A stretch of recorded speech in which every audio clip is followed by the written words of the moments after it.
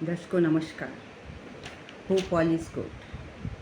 आज बात करेंगे, कुछ जनरल बात करेंगे कर्मास के बारे में, रेमेडीज़ के बारे में, अलाइनमेंट के बारे में और प्लैनेटरी कंजंक्शन के बारे में। तो देखिए, ईश्वर ने 9 प्लैनेट्स बनाए। जब ये संसार क्रिएट हुआ तो इसमें 9 प्लैनेट्स का जन्म हुआ और जब प्लैनेट्स जन्मे तो उनकी हर प्लैनेट की अलग अलग ड्यूटी असाइन हुई। मतलब सूर्य है तो सूर्य अपना काम करेगा, चंद्रमा है तो चंद्रमा अपना काम करेगा, बृहस्पति है तो बृहस्पति, मंगल है तो मंगल को, मतलब सभी प्लैनेट्स को उनकी अपनी अपनी ड्यूटी असाइन की गई कि आपने पृथ्वी पर ये काम करने हैं। कोई प्लैनेट किसी और का काम नहीं करता है। तो इस तरीके से जो प्लैनेट्स को ड्यूटी असाइन हुई है उसके अकॉर्डिंग ही प्लैनेट्स अपना फल देते हैं। अब रीबर्थ में तो सभी बिलीव करते हैं, क्योंकि आपने बहुत स्टोरीज़ भी सुनी होंगी कि बहुत सारे लोगों को अपना रीबर्थ याद होता है और उसका वेरिफिकेशन भी साइंटिफिकली हुआ है। तो इसका मतलब हमारा एक जन्म तो है नहीं, हम जन्मों से, जन्मांतर से कर्म करते आ रहे हैं, उनके फल भुगतते आ रहे हैं। अपने कर्मों के अकॉर्डिंग करोड़ों सालों से संचित कर्म बनाते आ रहे हैं। मतलब संचित मीन्स हम अपने कर्म इकट्ठे करते आ रहे हैं और इसीलिए उन कर्मों का भोग चाहे वो अच्छी फॉर्म में है चाहे बुरी फॉर्म में है, that depends what karmas we have done. उसके अकॉर्डिंग जो है हमको अपनी प्लैनेटरी पोजीशन मिलती है। देखिए, जब किसी की नॉर्मल डिलीवरी होती है और किसी की सिजेरियन, तो आप सोचते हैं कि आप कर रहे हो, नहीं। जो आपको प्रारब्ध ईश्वर ने देने हैं, आप तो सिर्फ नियत मात्र हो। उसके according he your life is destined. आपकी डेस्टिनी वैसे ही हो जाती है। मतलब कि जैसी प्लैनेटरी पोजीशन होती है उसके अकॉर्डिंग ही हमारा चार्ट होता है और हम अपने कर्मास के फल फ्रूट्स बियर करते हैं, प्रारब्ध लेकर आते हैं। मतलब जो हमने कर्मास की हैं उसका कुछ हिस्सा हमको भुगतने के लिए इस जन्म में दे दिया जाता है, जो हमने एग्जॉस्ट करना है। तो उसके अकॉर्डिंग ही आपका जन्म होता है। मतलब अगर जब हम पैदा हो रहे हैं तो उस टाइम की प्लैनेटरी पोजीशन भी गॉड ही डिसाइड करता है कि इस वक्त में इतने मिनट पर हमने पैदा होना है। और कई बार आप अपने डिलीवरी से पहले सिजेरियन करवा लेते हैं, आपको डॉक्टर एडवाइस करता है, तो वो भी एक ज़रिया है, बट नियति उसी की। आपको वैसी ही प्लैनेटरी पोजीशन मिलनी है, उसी के हिसाब से आपको प्रारब्ध मिलने हैं। तो इसका मतलब तो ये हुआ कि हमारे हाथ में कर्म के अलावा कुछ भी नहीं है। अब ईश्वर ने हमें पैदा कर दिया, हमें इसलिए पैदा नहीं किया कि हम और कर्मास बना लें। ईश्वर ने हमारी यादाश्त, जब हम पैदा होते हैं, हम मोस्ट ऑफ द 99% केसेस में यादाश्त हर लेता है। क्यों हर लेता है, उसका भी एक रीज़न है। अगर वो हमें अपनी यादाश्त दे दे तो हम तो यहाँ लड़ते मरते ही रहेंगे कि अच्छा तुमने ऐसा किया था, अभी मैं तुम्हें बताता हूँ, अच्छा तुमने मेरे साथ ऐसा किया था, चलो अब हम मिलकर रहते हैं। तो कहने का मतलब इस वजह से उसके कॉन्सिक्वेंसेस को देखते हुए ईश्वर हमारी यादाश्त को भुला देता है और कहता है कि जो मैंने आपको ज़िंदगी दी है इसको अच्छे कर्मास करके बिताओ, एग्ज़ॉस्ट करो अपने कर्मास को। जो मैंने तुमने पास्ट लाइफ में कर्मास किए हैं, 100 अगर आपके संचित कर्म हैं, उसमें से मैंने आपको 60 दिए हैं इस लाइफ में करने के लिए, तो आप उसको 70 मत करो। 60 को एग्ज़ॉस्ट कर लोगे तो 40 बच जाएंगे। और फिर अगर आप कर्मास नहीं बनाएंगे और आपका रीबर्थ होगा, ज़रूर होगा। क्यों? क्योंकि वो 40 कर्मास जो बैलेंस बचे हैं उसको आपने एग्ज़ॉस्ट करना है। तो आपको इसलिए जन्म दिया जाता है। लेकिन इंसान क्या करता है, वो 60 की जगह 40 और बना लेता, 100 के 100 पूरे हो जाते हैं। मतलब जितने हमने टोटल संचित कर्मा थे उसमें से 60 हमें एग्जॉस्ट करने के लिए ईश्वर ने इस पृथ्वी पर भेजा था।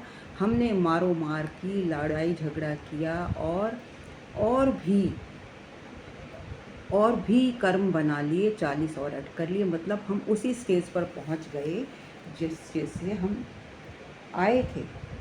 हमने अपने कर्मास ख़त्म नहीं किए, हमारे कर्मास उतने के उतने ही रह गए। तो हमारा क्या होगा, हमारा रीबर्थ होगा ही होगा। और हम हमेशा इस तरीके से अगर हम कर्म बनाते चले गए तो कभी भी हम मोक्ष को प्राप्त नहीं कर पाएंगे। तो अगर मोक्ष की प्राप्ति करनी है तो इस जीवन को समझना होगा। कैसे? देखिए, अक्सर लोग पैसे के पीछे, धन के पीछे, दौलत के पीछे, बच्चों के पीछे, अपने उनकी सक्सेस के पीछे, भवन बनाना है, ज़मीन लेनी है, पढ़ाई करनी है, ठीक है, ये सब करो, लेकिन उसमें लिप्त मत हो। केतु कहता है लिप्त मत हो। बस इस जन्म में आप आए हो, कर्म काटो और चले जाओ अगर आपको मोक्ष पाना है। बट हम क्या करते हैं, हमें उसने ये कह दिया, उसने हमारी इंसल्ट कर दी। कैसे कह दिया, हम बदला लेते हैं। तो देखो, अगर हमने किसी को कहा भी नहीं है, हमने सोच भी लिया, मन, क्रम और वचन, ये 3 तरह के कर्म होते हैं। तो अगर किसी के लिए बुरा सोच भी लिया तो भी हमने कर्म बना लिया।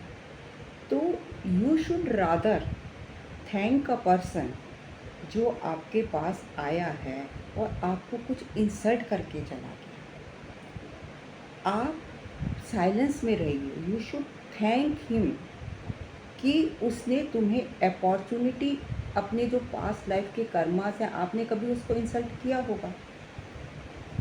अगर किसी ने आपको थ्रेट किया, आपको मारा, आपकी इंसल्ट करी, तो वो क्यों करी? देखो, ये तो एनर्जी है। जैसी आपने एनर्जी पास्ट में क्रिएट की होगी, वो एनर्जी अब आपको मिल रही है। As per Newton law of motion, there is the energy never can be created nor destroyed, and there is always a equal and opposite reaction. जैसा आप करेंगे उसका रिएक्शन आएगा। तो कहने का मतलब है, पिछले जन्म में आपने कुछ ज़रूर ऐसा किया होगा जो अब आपके साथ होगा। तो क्या करना चाहिए? बहुत मुश्किल है, लेकिन आपको साइलेंटली अंदर मेडिटेट करना चाहिए, अपने अंदर जाना चाहिए। अगर आपको कोई कुछ कह रहा है तो शांतिपूर्वक सुन लेना चाहिए, इग्नोर करना चाहिए। उससे क्या होगा? उससे ये होगा कि आपके जो कर्म बैलेंस थे और जो ईश्वर ने आपको यहाँ भेजा है काटने के लिए, वो आपके कर्मस एग्जॉस्ट हो जाएंगे और gradually you will reach to a state of mukti. क्योंकि 60 दिए थे, 60 में आप एक भी ऐड नहीं करेंगे, तो जो बाकी के 40 बचे वो नेक्स्ट लाइफ में आप ख़त्म करेंगे। 100 में से 100 चले गए, फिर तो क्या होगा? तो आप ऐसी आनंदमय स्टेट में, ईश्वरीय स्थिति में पहुंच जाएंगे। देखिए, गीता में भी ये कहा गया है कि ईश्वर हमारे अंदर है। तो जब हम नलीफाई कर देंगे, ज़ीरो कर देंगे, तो हमें मुक्ति मिल जाएगी। हम ईश्वरमयी हो जाएंगे, हम ईश्वर की गोद में बैठने लायक हो जाएंगे। तो you should rather think and act accordingly कि ये मेरे साथ क्यों हो रहा है, बिकॉज हमने कभी ऐसी एनर्जी क्रिएट की थी, वो ही एनर्जी आज हमारे ऊपर वापस आई है as per scientific knowledge, scientific laws.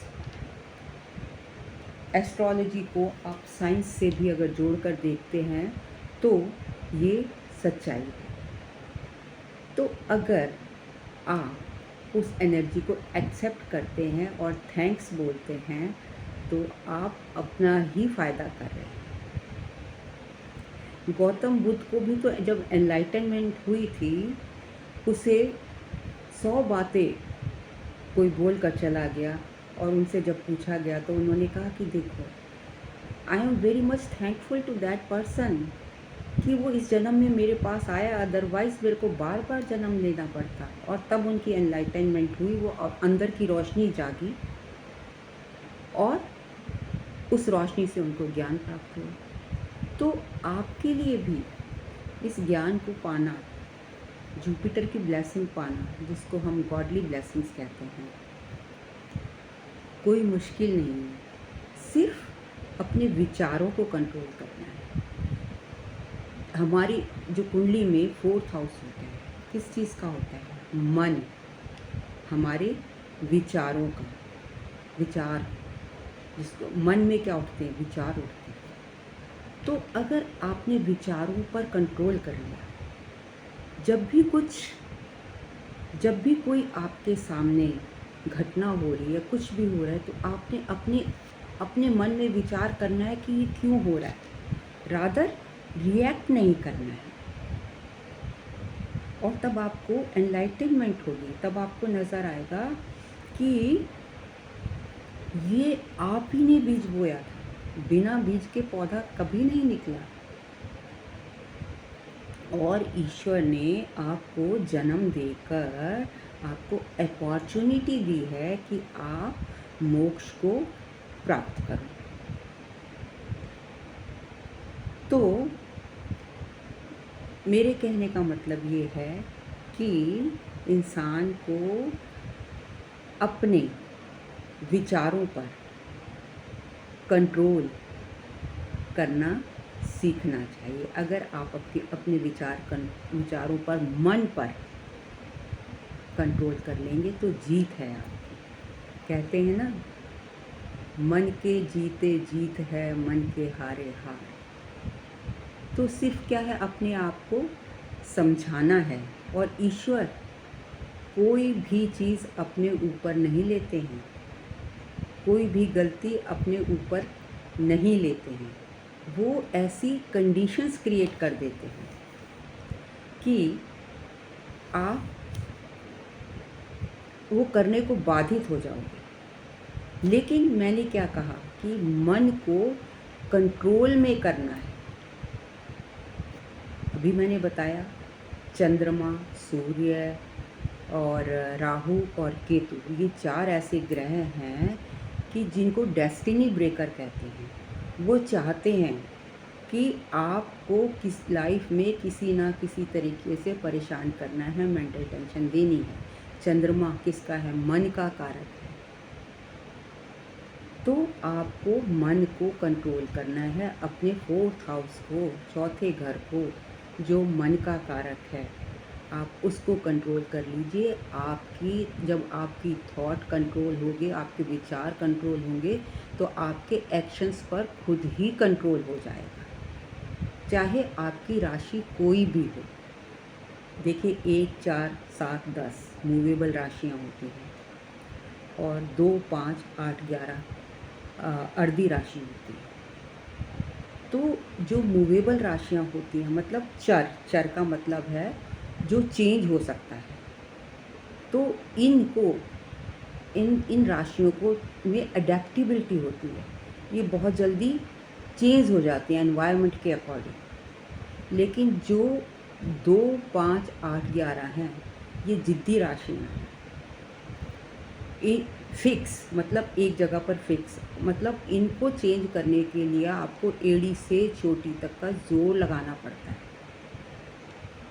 तो आप अगर एस्ट्रोलॉजी की नॉलेज रखते हैं, तो आप ये देखिए कि जो 2, 5, 8 और 11 राशियाँ हैं, अगर आपको ज्ञान है, अवेयर मतलब एस्ट्रोलॉजी आपको अवेयरनेस देती है।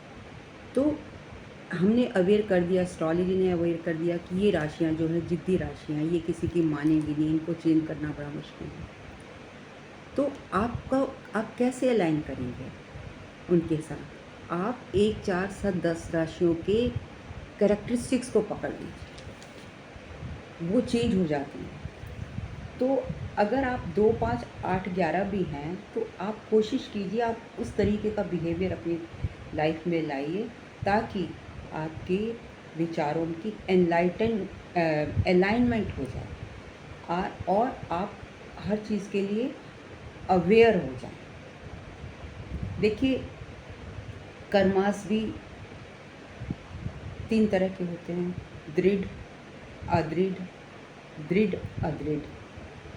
दृढ़ कर्मास तो वो होते हैं जो हमने मतलब एक तरीके से पाप की तौर पर किए हैं, मतलब उसकी माफ़ी नहीं होती। आप कितनी भी रेमेडीज़ कर लीजिए, वो चेंज नहीं होंगे। मान लीजिए किसी का मर्डर किया है, तो मर्डर की सज़ा आपको मर्डर ही मिलेगी। अदृढ़, जैसे नाम दर्शाता है, तो राशियों की तरह, जैसे 1, 4, 7, 10 हैं, ये अदृढ़ की तरह मतलब एडजस्टेबल है। और ये ऐसे कुछ कर्म होते हैं कि इनको आप ठीक कर सकते हो, इनकी अलाइनमेंट हो सकती है, इनको आप रेमेडी से, प्रेयर से चेंज कर सकते हैं। और दृढ़ अदृढ़ मिक्स होती हैं, दोनों तरह की उसमें इफेक्ट है। तो कहने का मतलब ये है कि आप अपने विचारों पर कंट्रोल करें। जब आप विचारों पर कंट्रोल कर लेंगे, तो समझ लीजिए आपकी पूरी लाइफ सध जाएगी, सध गई पूरी लाइफ। तो आपने हर दिन सवेरे उठकर ये प्रण लेना है, और आप आप यूज़ टू हो जाओगे, आप अलाइन हो जाओगे, ये आपका पार्ट ऑफ नेचर बन जाएगा, और फिर आपकी बहुत सी परेशानियां ख़त्म हो सकती हैं। तो कभी ये मत सोचिए, मतलब आप अपनी ईगो छोड़ दीजिए। ईगो क्या होती है? अगर मैं आपसे कहूँ लाओ क्या है, मैं क्या है, मुझे दे दो, क्या आप दे सकते हो? क्या वो दिखाई देती है? नहीं ना। तो उसका कोई अस्तित्व ही नहीं है। क्या है ईगो? देखिए, इंसान पैदा होता है और अपना जीवन हर इंसान खुशी खुशी बिताना चाहता है, लेकिन जो उसके सगे संबंधी होते हैं, सब होते हैं, आसपास रहते हैं, उस वक्त उसकी कदर नहीं करते और ये सोचते रहते हैं कि कल का दिन, आज का दिन, चलो कल ठीक से बिहेव कर लेंगे, कल इनको ठीक से खाना दे देंगे, कल इनकी सेवा कर लेंगे। लेकिन क्या होता है, मृत्यु का समय आ जाता है और उस वक्त आप क्या करते हैं? आप पछताते रहते हैं। तब आपके हाथ, मतलब समय इतना इम्पॉर्टेंट है, एक एक पल, कल के लिए कुछ भी ना छोड़िए। जो कुछ है वो आज ही है, आज नहीं अभी है। और आजकल की जनरेशन में तो मैंने ये देखा है कि लोग बहुत ज़्यादा सेल्फिश है।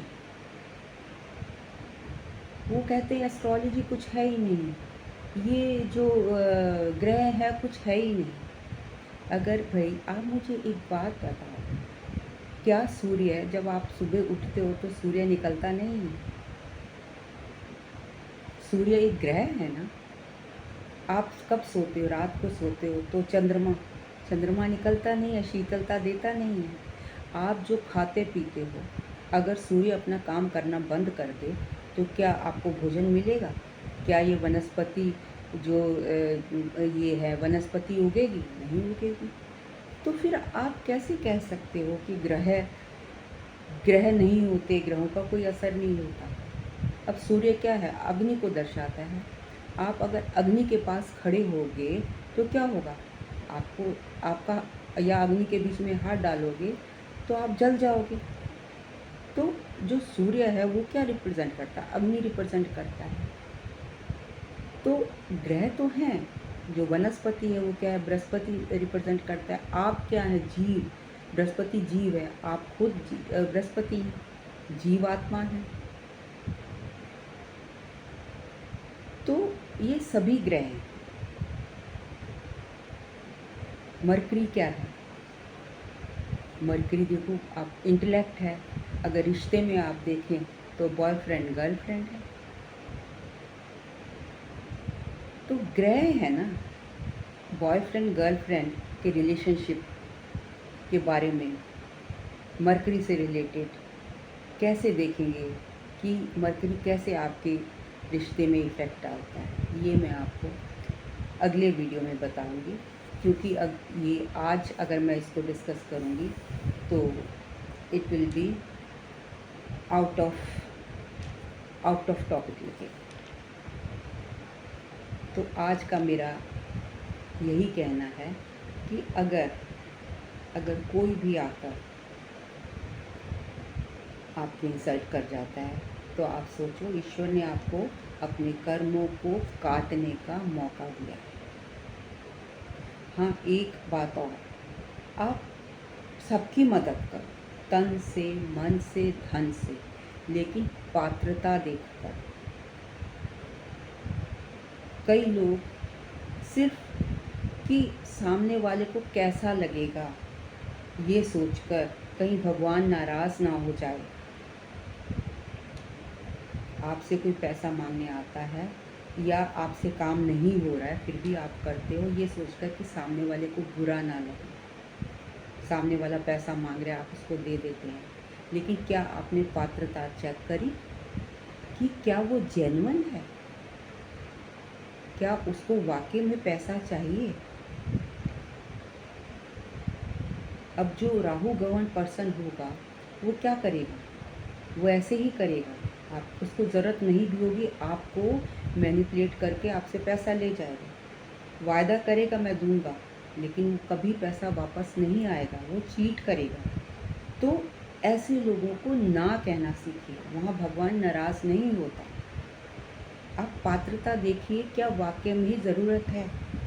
मान लीजिए कोई बच्चा है, पेरेंटलेस है, या किसी को कोई ऑटिस्टिक बच्चा है जो अपने आप को इंडिपेंडेंट नहीं है, तो वहाँ आप उस बच्चे की मदद कर सकते हैं उसको लुक आफ्टर करने में, या उसको जिस टाइप की भी हेल्प चाहिए वो आपके सामने आप देख रहे हैं कि आपका पैसा, आपका जो एफर्ट्स हैं वो कहाँ लग रही हैं।